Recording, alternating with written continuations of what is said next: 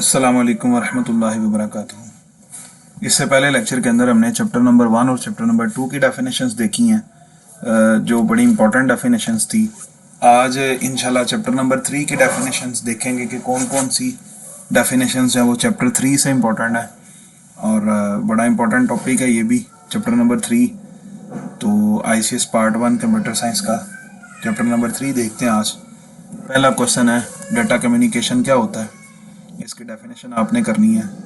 उसके बाद encoder and decoder क्या होता है, तो सेपरेट डेफिनेशन भी आ सकती है और डिफरेंस भी आ सकता है।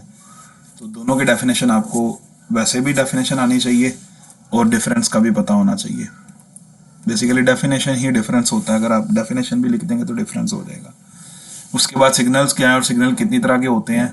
तो सिग्नल की डेफिनेशन लिखने के बाद आप दो टाइप्स लिख देंगे सिग्नल के, डिजिटल और एनालॉग। फिर आपसे पूछा जा सकता है एनालॉग और डिजिटल सिग्नल, एनालॉग सिग्नल क्या होता है और इसके फीचर्स क्या हैं।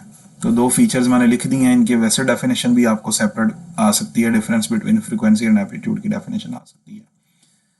उसके बाद ये क्वेश्चन है आस्की कोड, ये बेसिकली आपका इनकोडिंग ऑफ डाटा, जो कि बड़ा इंपॉर्टेंट क्वेश्चन है चैप्टर नंबर 3 से। तो उसके अंदर से उसने आस्की कोड के बारे में पूछा कि आस्की कोड क्या होता है।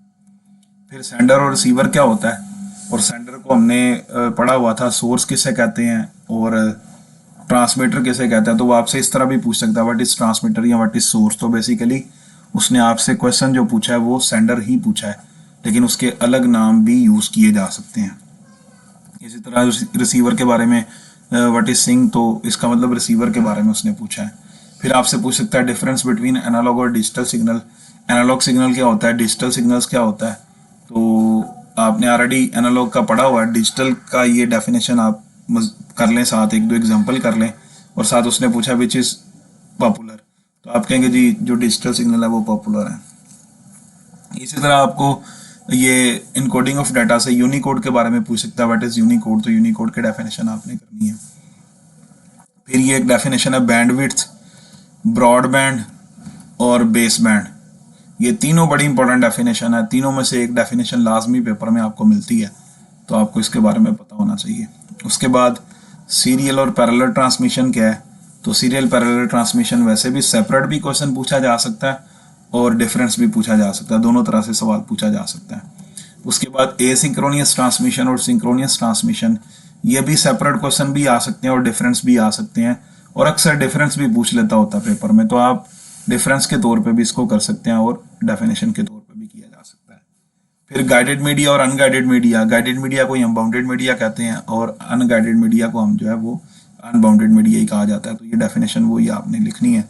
और जब गाइडेड मीडिया की डेफिनेशन लिखें तो उसके साथ तीनों उसकी एग्जाम्पल लिखें, twisted pair cable, fibre optics cable और कोएक्सियल केबल। तो अनबाउंडेड लिखें तो उसकी भी साथ एग्जाम्पल लिखें, कम्युनिकेशन सैटेलाइट वगैरह, ये सारी एग्जाम्पल उसकी भी साथ आपने मेंशन करनी है। फिर इसी तरह ये कोएक्सियल केबल की डेफिनेशन आ गई है, ये आपने करनी है। फाइबर ऑप्टिक्स, ये भी गाइडेड मीडिया की एग्जांपल है, ये भी आपको पता होना चाहिए। कम्युनिकेशन सैटेलाइट जो है ये basically guided media unguided media की एग्जांपल है, तो उसके बारे में भी आपको पता होना चाहिए। मॉड्यूलेशन डीमॉड्यूलेशन, बेसिकली ये मॉडम के फंक्शंस हैं, तो ये उसके बारे में है। मॉडम यानी मॉड्यूलेशन और डीमॉड्यूलेशन दो काम कर रहा होता है। नेक्स्ट बेस बैंड की डेफिनेशन आ गई है। इसके बाद ब्रॉडबैंड की डेफिनेशन आ गई है, और FDM फ्रीक्वेंसी डिवीजन मल्टीप्लेक्सिंग क्या होता है। इसके बाद मॉडम की टाइप्स में इंटरनल मॉडम क्या है, एक्सटर्नल मॉडम क्या है और वायरलेस मॉडम क्या है, ये उसकी डेफिनेशन है। नेक्स्ट इंशाल्लाह चैप्टर नंबर 4 पे बात करेंगे, और चैप्टर नंबर 4 के मोस्ट इंपॉर्टेंट क्वेश्चन जो है वो इंशाल्लाह हम देखेंगे।